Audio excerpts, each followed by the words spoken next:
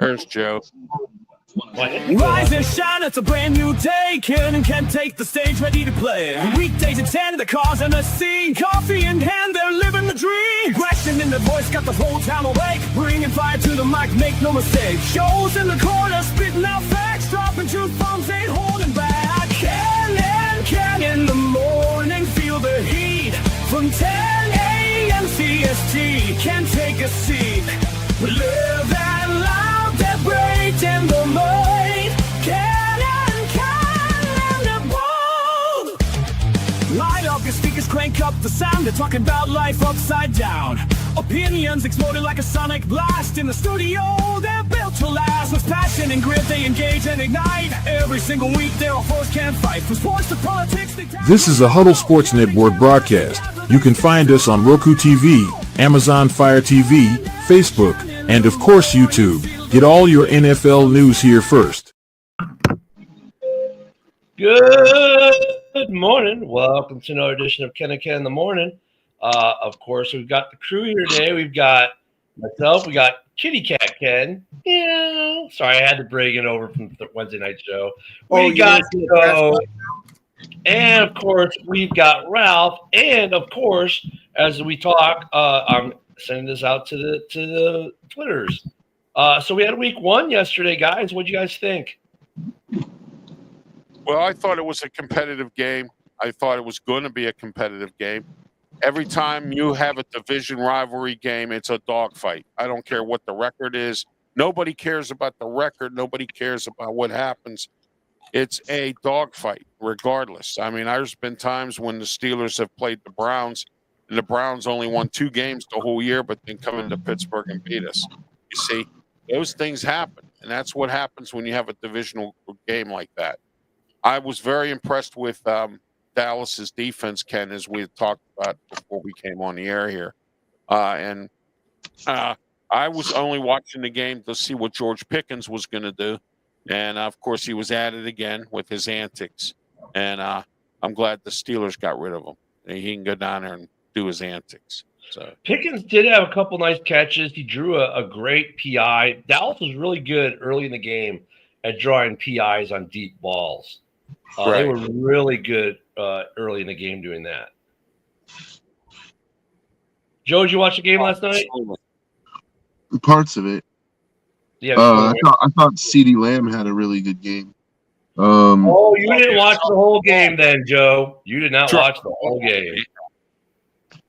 No, I mean, I thought he did. Yeah, like I said, I didn't watch the whole game. I watched parts of it. I thought CeeDee Lamb had a good game.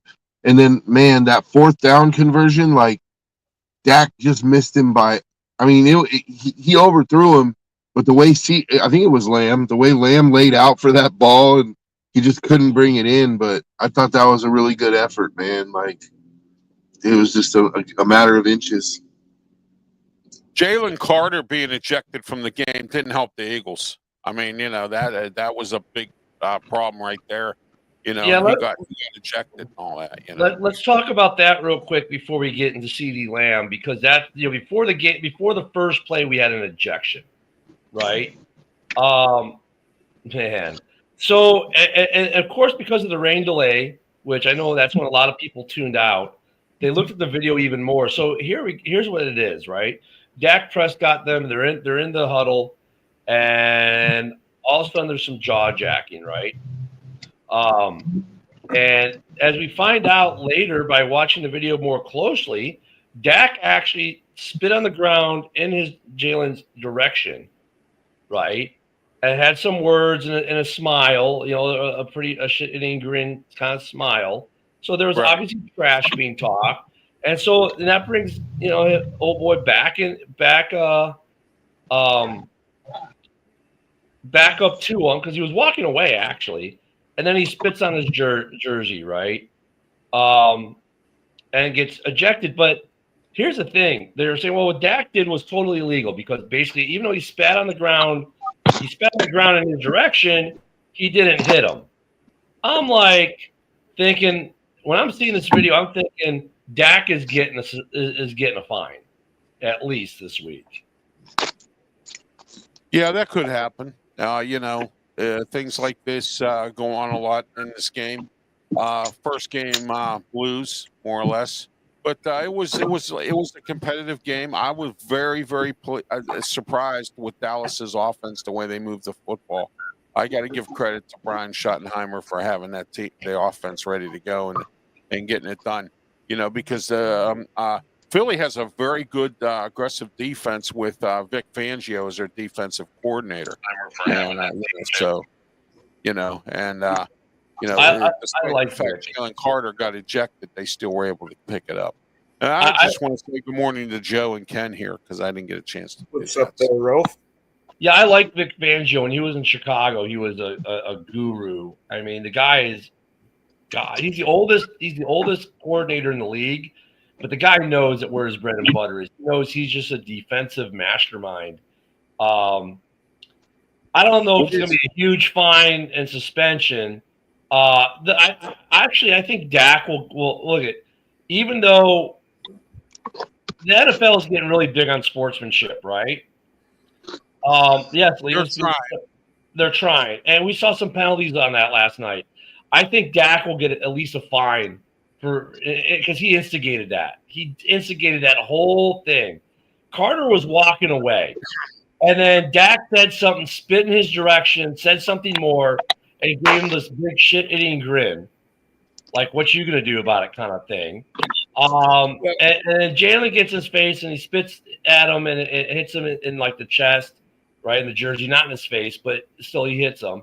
And I get it. So he gets ejected and he'll get a fine. Dak will probably get at least a fine out of this because the NFL and their sportsmanship rules, everything else they're trying to do. That's exactly why I think Carter's going to get suspended over it. Maybe no more than a game because the NFLPA will go, look, they'll drag Dak into it. And the NFL doesn't want to suspend Dak over this. And they'll make enough noise like, look, Dak instigated this whole thing. Because once you watch the video, and they watched it several times during the rain delay, Dak instigated this whole friggin' thing. He might have instigated it, but Jalen Carter definitely took it to another level, spitting directly on him. Yeah. There's a huge difference between spitting at the ground in front of somebody versus spitting on them. Well, he definitely spat at his feet. I don't think it hit him. We can't see from the camera angle, but then he said something about it too. So Dude, this has happened before. It's not the first time. It's never really. I don't know if anyone's ever been suspended for it. I think you just get a fine. Well, with how crazy they are going over that, the fine is pretty big though. It's like 25, 50 grand. Like the fine is pretty big. They'll probably both just get a fine, to be honest. I mean, and Jalen is an idiot for falling for the baiting. And talking about baiting, the Cowboys were great at baiting the Eagles' defense in the pass interference penalties in the first half. I mean, some of their biggest plays were PIs. Some of their biggest plays. Yeah, absolutely. Yeah. And it's interesting that it said that had to be the case in this game. I mean, it would have been a good game. It was a good game to begin with. But the point I'm trying to make here is that was the key ingredient of the game. And that shouldn't have been like that. It should have been the play of the game. You know what I mean? And now everyone this morning and tonight and throughout the whole entire weekend, that is the game that everyone's going to talk about. They're going to talk about how the pass interference calls. They're going to talk about how Jalen Carter got suspended or fired or whatever happens. Yeah. You know what I mean? Or whatever. Then the rain delays. And then the rain delay, which I get for safety purposes. Yep. They saw lightning and they said it's time to shut it down. So now the bigger story, because a lot of you guys went to bed during the rain delay because it was over an hour long. I don't blame you. The story of this game, though, actually happened after the rain delay. Dak Prescott threw some beautiful balls. CeeDee Lamb looked like he played wide receiver for the Green Bay Packers. Right. Oh, he was having a good game until he dropped those passes, like you said. So yeah, he dropped some three big passes. He dropped at the end of the game. 3. That fourth down, dude. Yeah. I mean, but come on, man. He laid out for that. Did a freaking somersault for it. Like. He did the best he could on that one. I don't hold that one against him. Hey, Steve, Is the D in his name drop? CD drop, C drop. I think he was saying, "Hey, I should have gone to the Packers too. Look at, I'm ready for him." Man, I see we got the trash talk in full effect. Hey, no, I mean, well, come on, Ken. You have to admit it. I mean, you said it too. Some of your guys have hands of concrete, but that's what it was like yesterday. I mean, the fourth down one where he laid out, give him credit for laying out. He almost hauled that one in. He should have hauled it in. But the two previous, one right down the middle, it was right in the breadbasket, and he looked like, like his hands were made of concrete. And then the next one that he dropped was right in his hands too, and he dropped that one. It was like, wow. I mean, it was like watching, a few of the Packer guys last year. And look at Packer fans, bitch about it enough so they know. That's why I make the comparison, because right now, that's what Dallas fans are going around. We should send you to Green Bay too.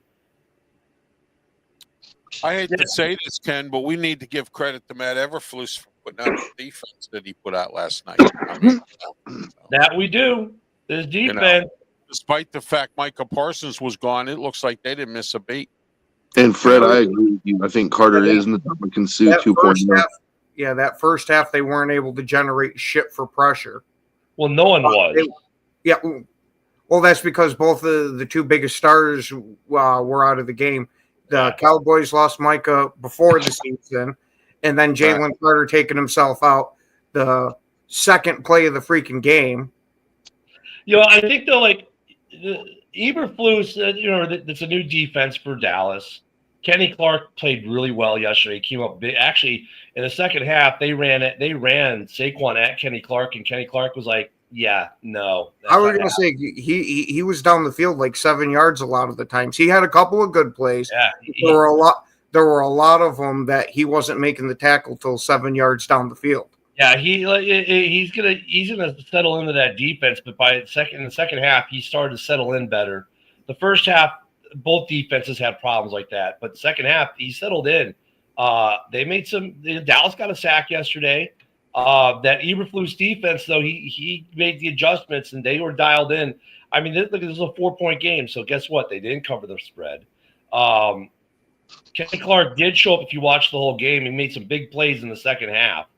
So yeah, and you know who else was there yesterday? A former Bear was in that mix yesterday too. So Eberflus, that defense is going to get progressively better in Dallas. They're going to have a pretty decent defense. We'll see how their pass rush goes throughout the season and whether or not they care or not, because they felt that they had young guys coming up. Hey, they felt like Packer fans, their young guys come up and become the starters. And that's what they did in this case. So they used some Packer logic. We'll see if it works for them or not.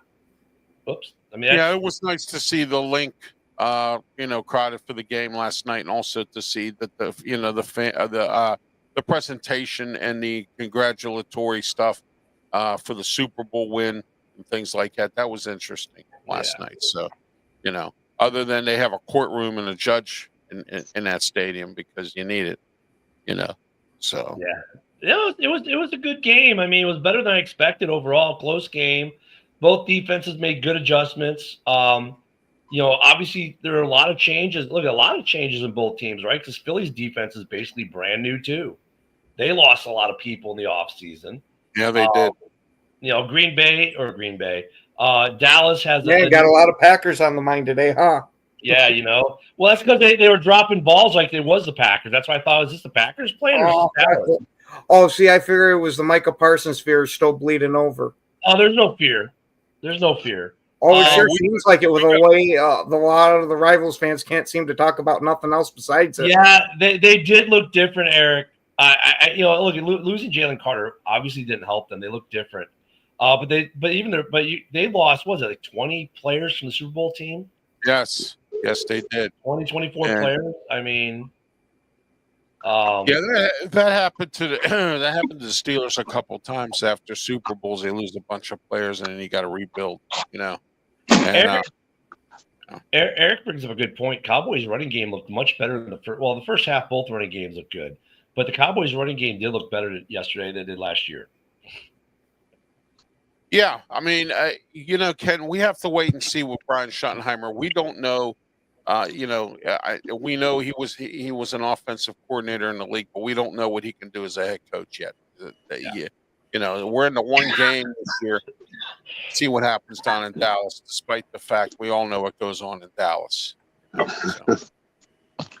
On another note, I don't think for Jalen Carter, I don't think Ndamukong Suh 2.0 is really the reputation that you want to get yourself, because it's going to come with a lot of suspensions. Yeah. Like, you can be a tough, hard-nosed football player without the excess bullshit, without the extra stuff. You know what I mean? Don't also forget the reason why he fell in the draft, and people thought that was a character concern, because it didn't seem like he showed too much remorse over it. Look at the Bears. The Bears weren't going to draft him, and Philly still traded up to get him, even though they were right behind us, and everyone knew we weren't drafting him, and they still gave us draft picks. I mean, Philly does some smart things. That was probably not the smartest thing Philly has done in the draft ever. It didn't cost them much. It cost them like a fifth rounder or whatever, but. Look at the whole game was chippy. It was chippy. The whole game was chippy. There were several times the refs had to break stuff up. It's a division game. It's a big division game. It was a good game though. Overall, it was still a good game. It was great to see that both teams made the appropriate adjustments. I'll tell you what. Stopping Jalen Hurts' run is what that kind of hurt Dallas more than anything. Was Jalen Hurts Oh yeah, he could run all over them at will. Yeah, then when they used Sanborn as a spy, it got a little bit better. But yeah, I mean that was the thing there. Let's see, Fred tossing that in there. Well, that's right. Man, Monday's going to be fun. Will Dallas be fourth in the division? That's a good question. You know what? You got you have what? The Giants, the Eagles, Dallas, Washington. It's going to be an interesting division, I'm interested to see what the Commanders are going to do this year. 2 years or second year of Jalen Daniels. Can he play? Or is he going to have sophomore blues? Well, I think that as a team, they overachieved last year to begin with. So it's more than just. I mean, look, the storyline will be Jaden Daniels. If they don't do well, Jaden Daniels is slipping. No, the entire team overachieved last year. They caught lightning in a bottle, right? So I mean, that's going to be interesting. But Pickens yesterday, I wouldn't say he was not in the game yesterday. He got the penalty. He drew the penalty early. He made a couple nice catches. I expect they'll get him more involved in the game. But in fact, after CD looked like he played for the Packers yesterday, maybe even more because maybe he won't drop as many balls. I don't know. Ken, I'm just going to do that until you guys stop dropping passes. I mean, man, for not being the trash talk show, there's an awful lot going on. Yeah, I know. Kenny Clark had a carried over from Wednesday. No, it's just like, but that's the thought I had. I was like, man, I bet the Cowboys wish they sent him up to Green Bay too with the drops he had. And it wasn't like just that he had drops. They were big drops at a big moment. Like at a time when your star is supposed to be the star, CeeDee Lamb disappeared. It's almost like after that rain delay, both teams played like absolute dog shit. Defenses were better because they adjusted. The only one who played like dog shit was CeeDee Lamb. Well, seriously, I didn't see anyone else dropping balls like that. When you have a weather delay like that, guys, that takes the momentum out of everything. I mean, you have something like that, it takes the momentum out. You're moving, you're going, you're like, yeah, this is great. The game is moving. And all of a sudden you got to stop. And then you got to go in the locker room, and then you got to stretch, and then the locker room's small and you can't really do a whole lot. So I mean, that's why, when the game came back on, it was just that's why everybody was down or whatever, couldn't do what they were doing before.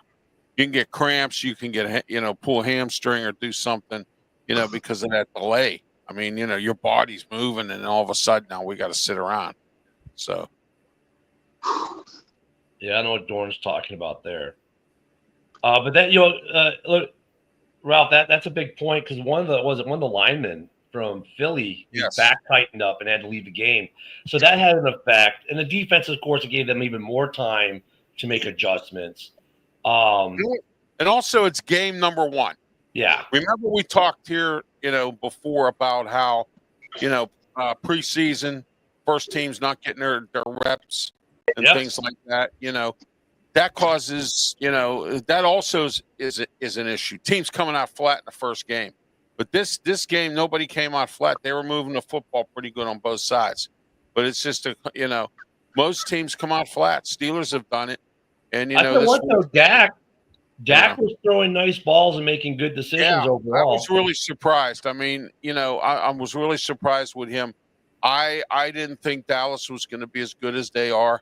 And I thought that, the mystery of the unknown. We don't know what Brian Schottenheimer can do as a head coach. We don't know because this is his first gig. So we need to find out. And we found out a little bit last night as to what he can do. So. Hey, like A.J. Brown had one catch in the game. It was like that last first down. Like he was a ghost for Philly. There were some guys who didn't make plays yesterday, but I think the biggest takeaway yesterday was, and I actually look at three things really hurt. How about Cooper DeJean, Ken? Did he do anything? Because I really wasn't. Not really. He was there. He might have made an impact, just not in the ways we saw. But the big thing was, if Darius Slade leaving kind of did him in a little bit because Slade was that veteran presence. You know what I mean? And we have Slade on the Steelers. They were talking about, but Cooper DeJean didn't do terrible from what I saw. He didn't get beat bad or anything. I saw it last night.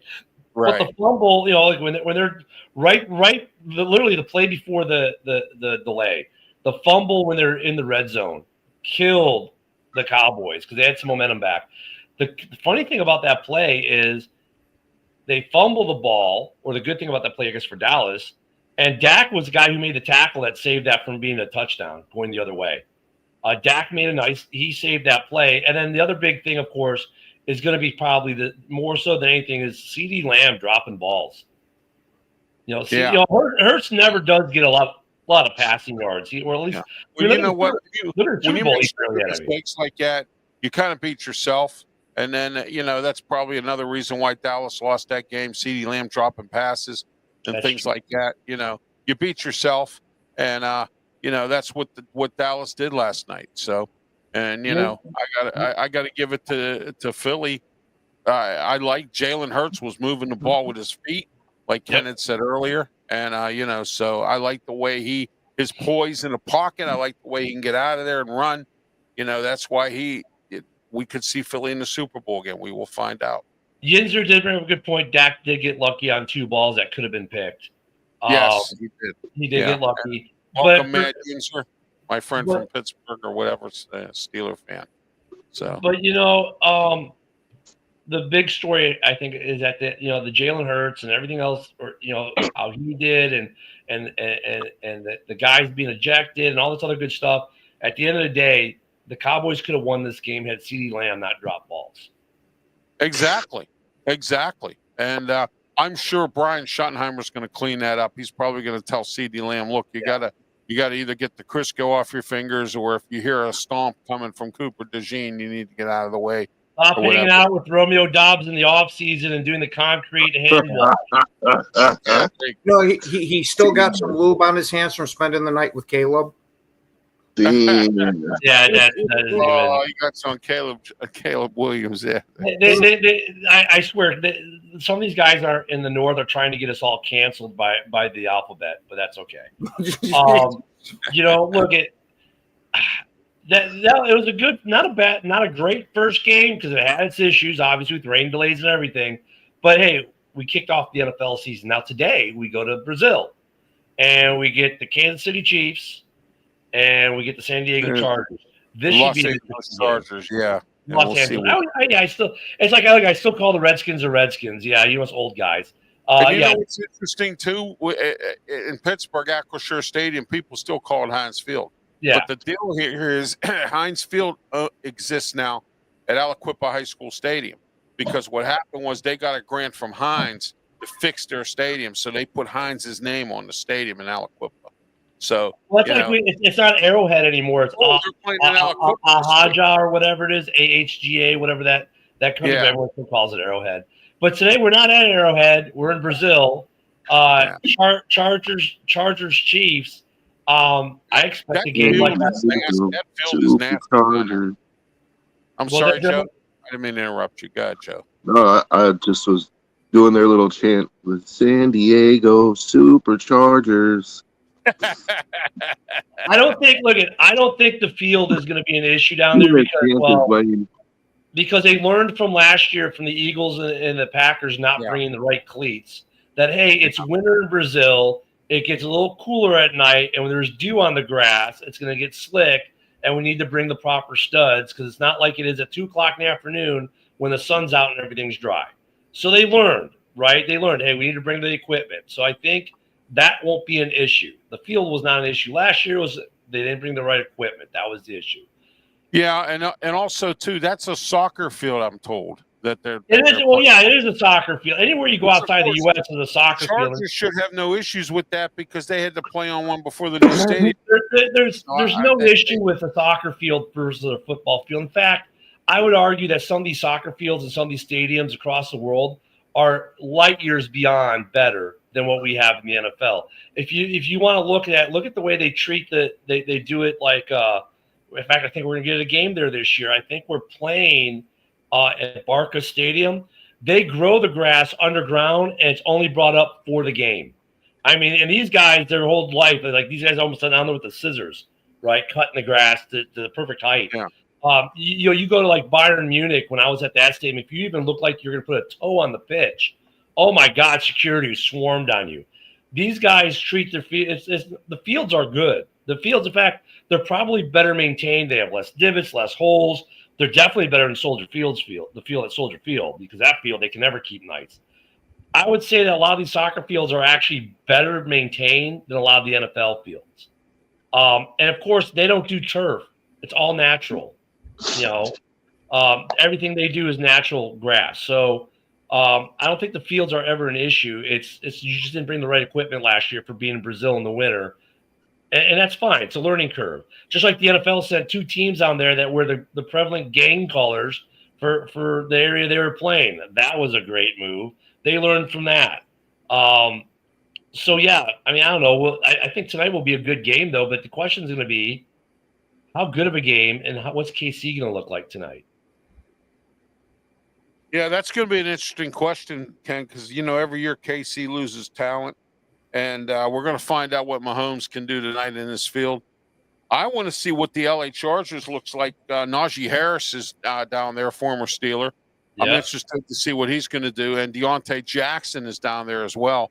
I always look at what former Steelers are doing while, in their playing with other teams. I always look to see what they're up to and what they're doing. So, But it is. I want to see what Amari and Hampton does.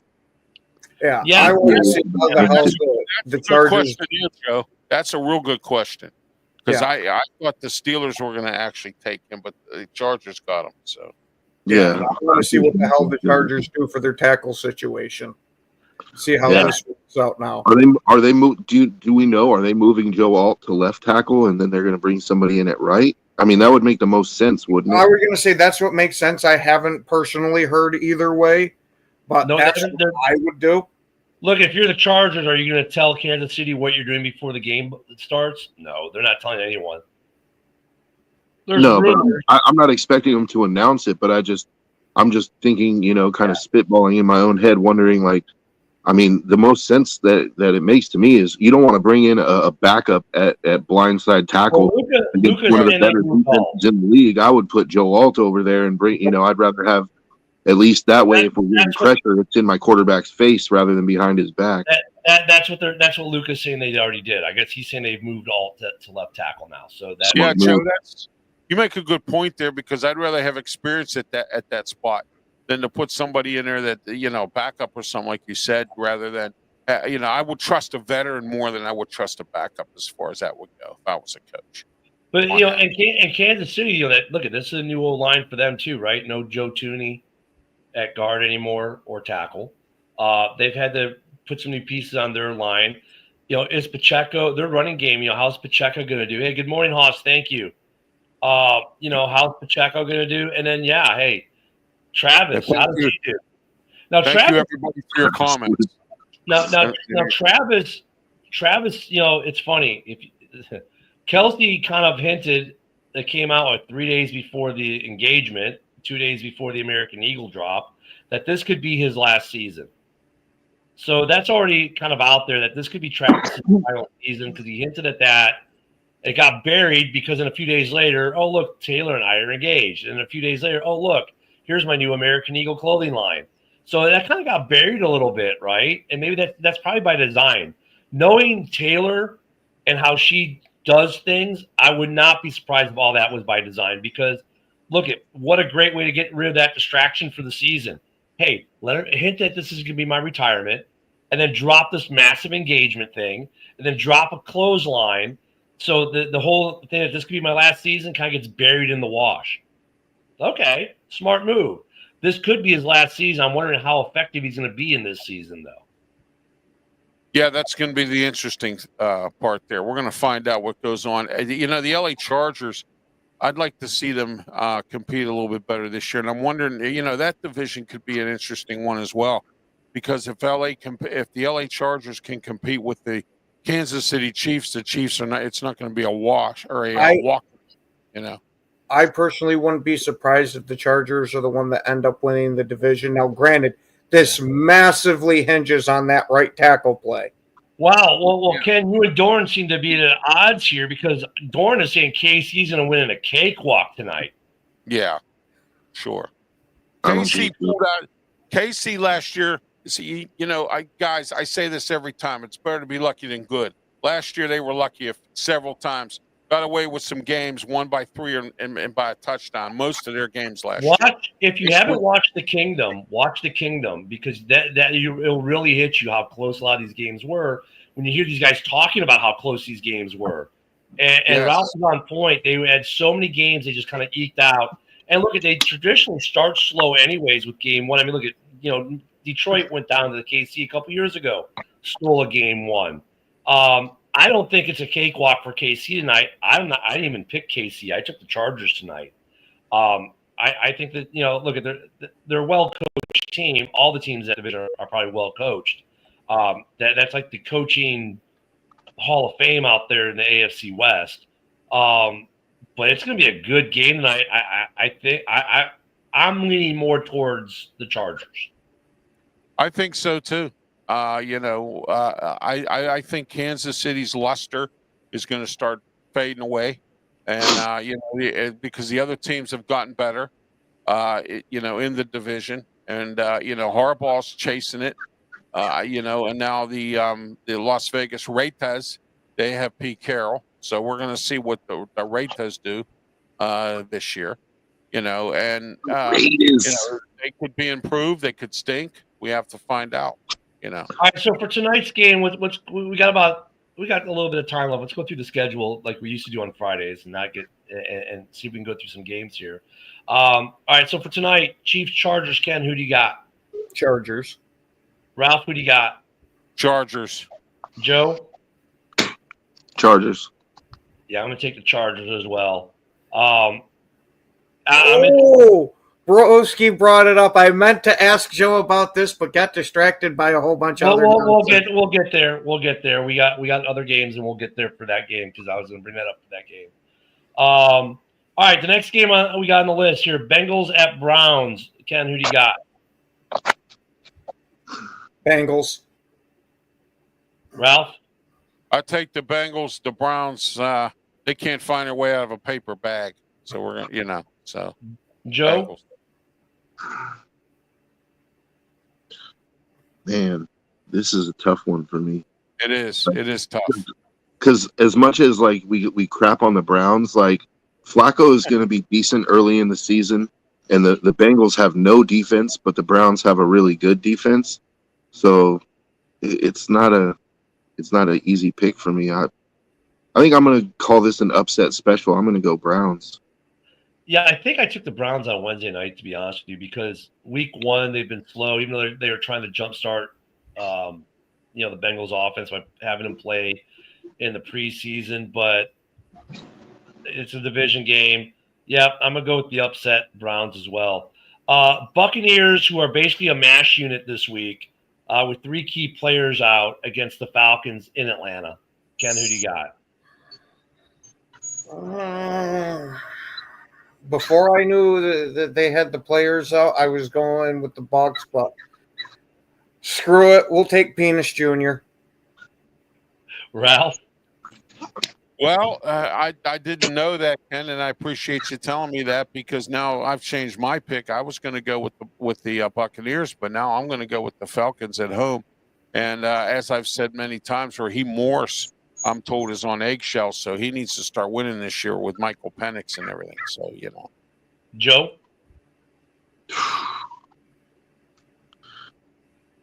Man, I'm leaning Falcons, but I don't want to count even with a mash unit. I don't want to count out Baker Mayfield, dude. Like, I still like Baker. I'm gonna go with the Bucs. Yeah, I'm going with the Bucs too. They drafted a stud rookie receiver. You lose a receiver, you get a receiver. So yeah, I'm going to go with the Bucs. Baker doing Baker things. All right, this game actually could be interesting. Ken's favorite quarterback in the league that he usually has on his fantasy team, the Arizona Cardinals, go to the New Orleans Saints. What do you got, Ken? The Cardinals by a lot. Oh my, I don't know. I like the Cardinals. I'll take them because New Orleans is a dumpster fire. That team, I don't think they could beat a prison team. I mean, right now. So. If put it this way, if the Browns versus the Bengals is the upset of the week, this is the lock of the week, dude. This is the ass whooping of the week. Everyone is taking the Cardinals. Now here comes the next dumpster fire game of the week. The Dolphins at the Colts. Joe, who do you got? I'm reverse. Oh, jeez. Who do you got? Joe? Dolphins, Colts. I mean, in Indy. This is a toilet bowl game, but I mean, how do you pick the Colts in good conscience? Like I'm picking the Dolphins, dude. Ralph? Colts at home. They always seem to win at home, and we'll see what they do with Daniel Jones at quarterback. Maybe he resurrects himself. Ken? Do I got to pick a winner? You do. You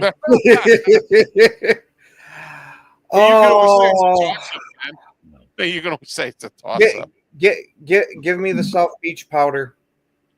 I'm going to go with the Colts because, before the game, they're going to do a Jimmy Irsay probably thing, and they'll be pretty emotional, and they'll fire up the Colts, and they'll actually pull out a win at home. Okay, Eric's going to be paying attention to this one. Your Padawan is watching you, Ken. The New York Big Blue Giants against the Washington, we're the football team, the Commanders, the Redskins. I don't know. We just overachieved last year. Who wins this game, the Giants or the Commanders, Ken? The Commu-skins. Ralph? I say the Commanders because Russell Wilson is the starting quarterback, I guess, for the Giants. He did average with the Steelers last year, and I think he's lost his luster, and I think that Brian DeBoe needs to be fired. And but I think Washington's going to win this game. Joe? Washington. All right, just to buck the trend, I'm going to go with the Giants in a nail biter. Just because of their defense. I like their defense. I think it's going to be a defensive game, and I agree. Like, Russ has kind of lost the luster, but you know what? Last year they had no quarterback play in New York. If they even get a little bit of quarterback play, even halfway decent quarterback play. Hey, they got rid of the guy. They got rid of the lunch pail guy and that DeVito kid. Now he's up there with New England. Yeah. This one, okay, we got the cat game. So Ken would be paying attention to this one. Panthers at Jaguars. Who you got there, Ken? I'm going to go Jaguars for my line obsessed friend. All right, Ralph. I'm interested to see what Liam Cohen's going to do here. My thing with the NFL season is I always look at new coaches and coaches that are about to get fired or on the bubble. So I'm interested to see what Liam Cohen does. If it's at Jacksonville, maybe I'll go with them. I don't know. This is a kind of toss. It's at- Carolina's who knows? It's at Jacksonville. It's at Jacksonville. Yeah, that's what I'm going to do. Jacksonville. Joe? Liam Cohen gets his first win. Duval. Yeah, I'm gonna hop on the Duval train for this. Okay, we're gonna skip that game. We'll skip that game. We'll come back to them. Niners at Seahawks. Ken.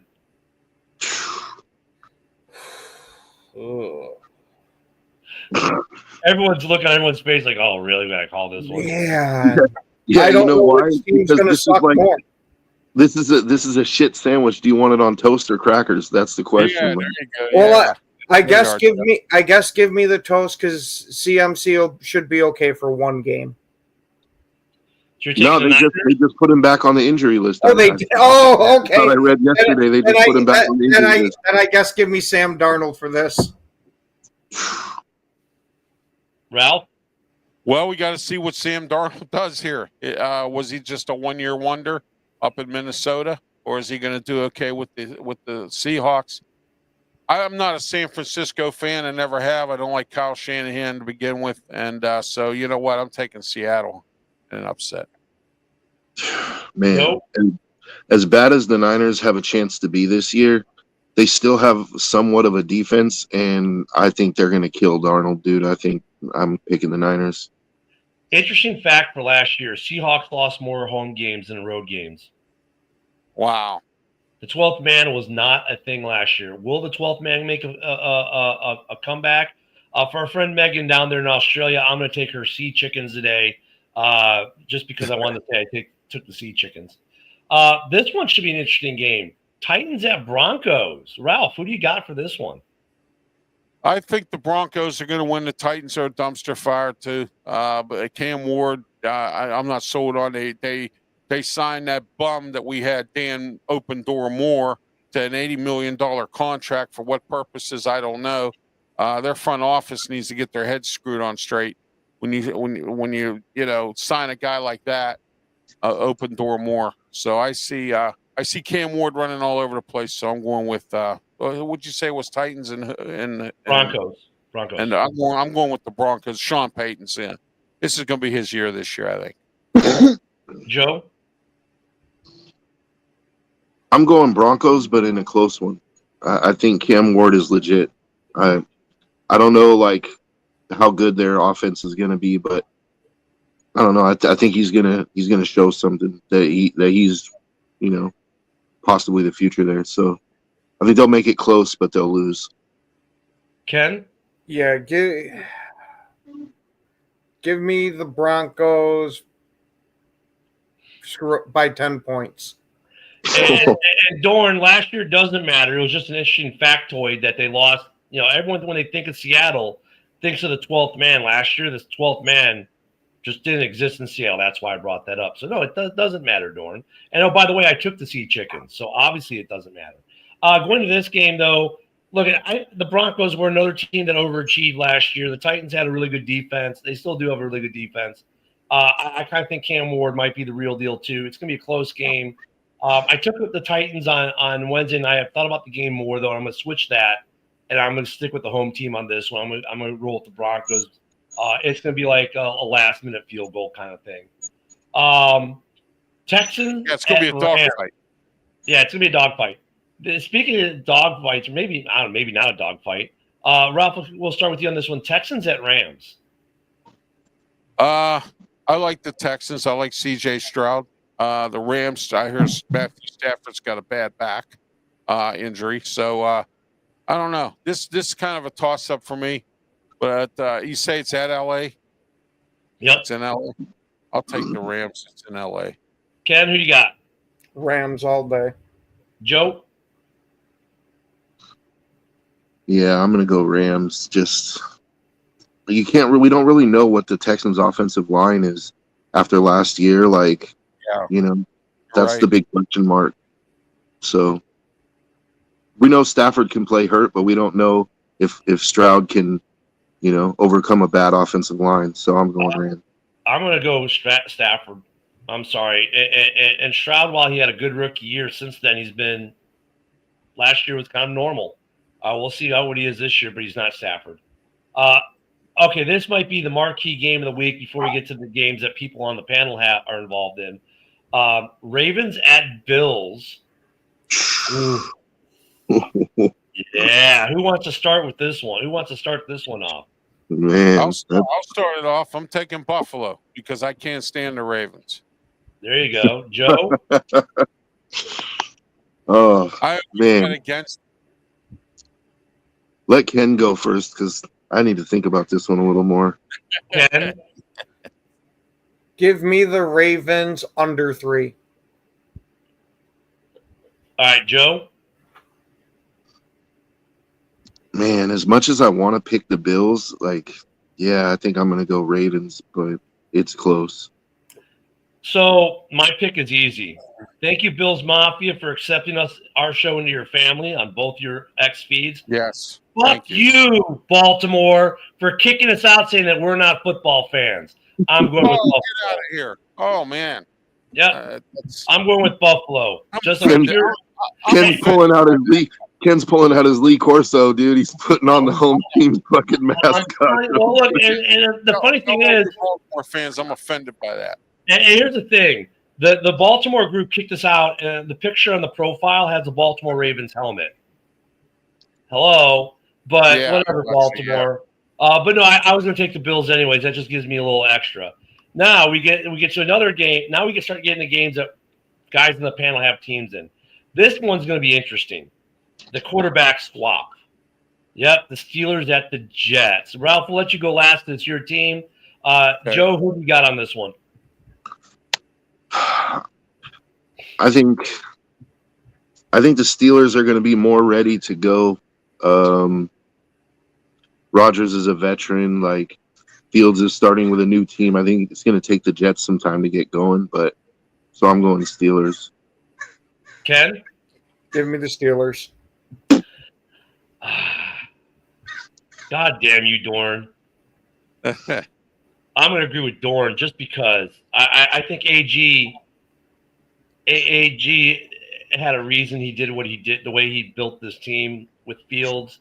Look at Rodgers. Yeah, he's a vet. Well, Fields is a vet too. I think you're just going to get a steady diet of Fields running the ball today, and I think that's what that maybe is, or on Sunday I should say. I think that's going to be the thing that wins the game is Fields is going to win it with his legs. No one's winning it through the air. The Steelers, for me, they have wide receiver issues, and you've got Rodgers, who is definitely on the decline. He still posted top 10 numbers last year, so you can't count him out too much. But his interceptions are up. He's not mobile. The Jets have some good pieces on defense. I hate to pick against the Steelers, but I'm going to. I'm going to go with the Jets. Ralph, it's your team. Who do you got? I know you're mad at me now. Well, I'm not angry with you. It's your opinion, Ken. I got the Steelers 17-7. That's I've been saying that because I think they're going to come out a little bit flat, and I think it's going to be a close game. And the Steelers 17, Jets 7. I hope I see our linebackers shutting down Justin Fields, and we're going to see what happens there. We got some interesting young players that are going to be playing because we got guys out on the defensive line. Derek Harmon, our number 1 draft pick, is out for the game. Cam Hayward's questionable. We don't know yet if he's going to play, and because he's crying about money. So but anyway, we'll see what happens there. We got a couple bums that they kept on the roster for the defensive line, so we'll see what goes on.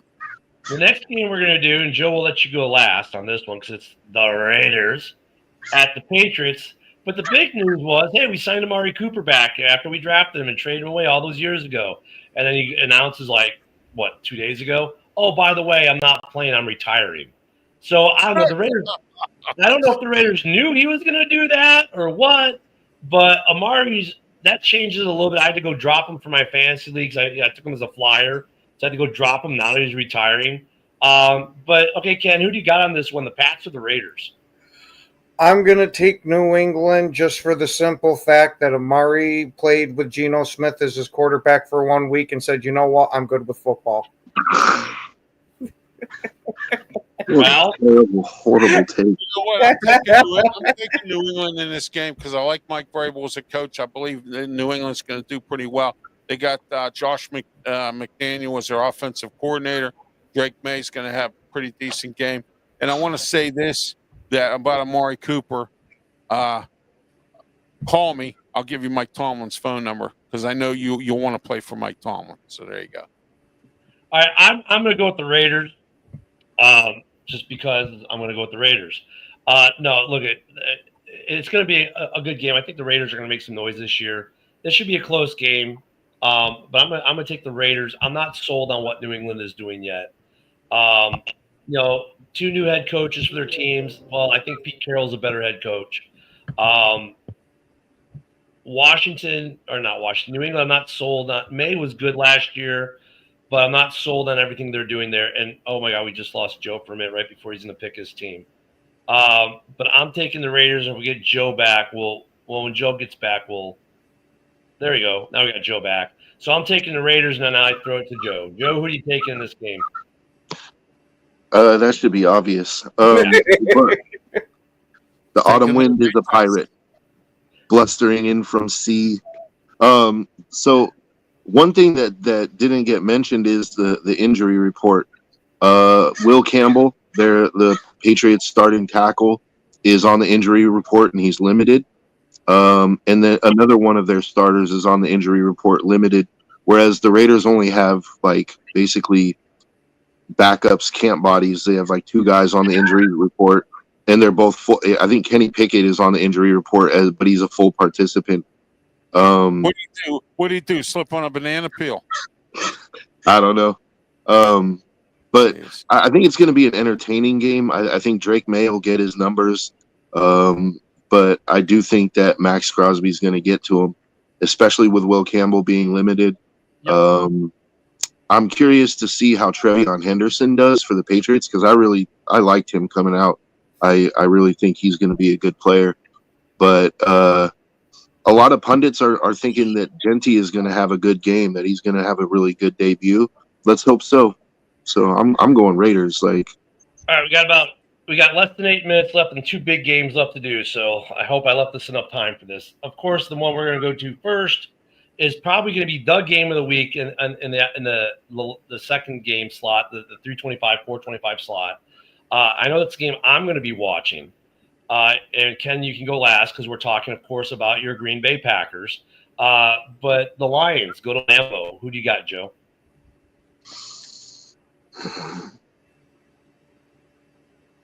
I'm going to go with the Packers. All right, Ralph? Well, the Lions lost their coordinators. I'm interested to see what Dan Campbell does this year. So, with the team without his star coordinators who are now head coaches, I'm going with Green Bay. I see we got Lions by 7 there. Should be a great game. I think it's going to be a good game. I too am going to go with the Lions on this one. More so because of the disruption in Green Bay's defense. Micah Parsons is going to be on a pitch count. Is he going to be effective? Not as effective as maybe one would think, especially now with the back injury. Maybe limited him even more. The Lions did keep continuity, but for me, I want to see how the play calling is now. The continuity fine, but the play callers are different, right? Defensively, that might be a plus for them if you listen to a lot of Lions fans.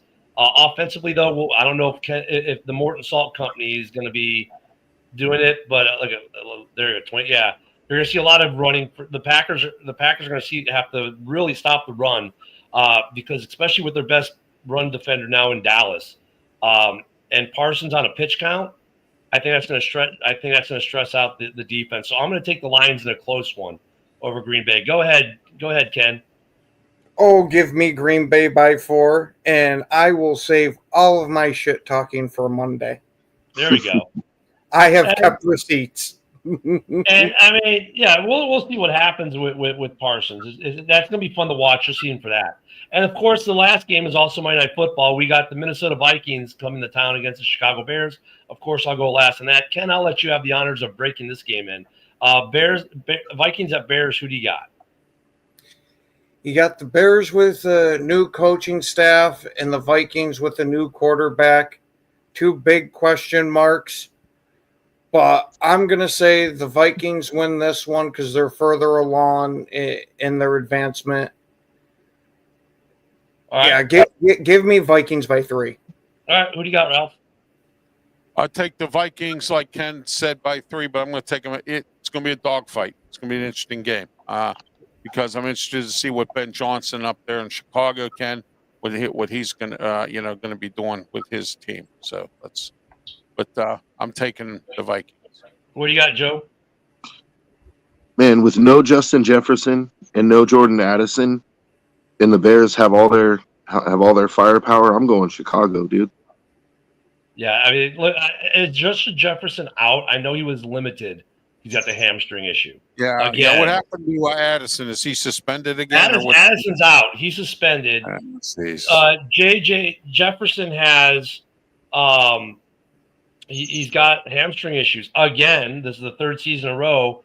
I don't even know if he's going to play Monday. I don't think he is, to be honest. You can't help a club if you're in the tub. Yeah, so. I mean, look, that's a tough. For J.J. McCarthy, your first NFL start in hostile territory on Monday Night Football in the division, and you're missing your 2 top weapons. Not the way you want to start your NFL career, honestly. There's mixed reports on whether he's going to be in or out. Last I heard, he was limited at practice with a hamstring. They say he's maybe 60%. He was suspended for a DUI, Fred. Pay attention. We talked about it all summer. Sorry.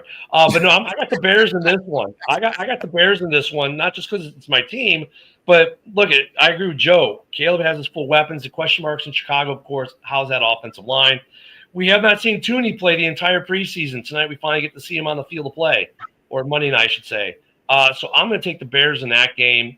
It'll probably be a pretty close game, but we'll start to get some indicators on where these teams are going. So that's the week one. That's week one predictions, Fred. Well, yeah. Listen to Broski, Fred. Jeez. There are some good question marks. There's some big injuries out in these week one games. We got some suspensions we're dealing with, right? KC, like we didn't really talk about that. They've got a guy who's out tonight for 6 games. So there's some suspensions that people have to wade through. Look, it's week one. And Ken, all the new coaches. This is it'll be interesting to see. That's where I'm looking at this year. The new coaches. The one that's probably going to fail is Kellen Moore. We saw a new coach last night. I think he comported himself pretty well for Dallas. Yes. And there are a lot of new head coaches. And like with Ben Johnson specifically, and you get into that, okay, we know he's a great coordinator, but can he be a good head coach? What we've seen so far, heard from players and whatnot, the indicators would be yes, but we won't know until the games actually happen with all these new head coaches. And look at it, you got games, we got new head coaches, new quarterbacks, some big adjustments. This week, we will start to get an idea of what our teams are. No matter what happens this week, win, lose, or draw, don't sell the farm or buy the farm based off week one is what I'm telling you. By week 3 or 4, now you might want to start buying and selling farms, okay?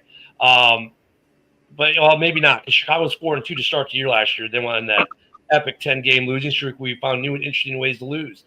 But the bigger point is, guys, enjoy football this weekend. Tonight, we have football. Oh, it's in.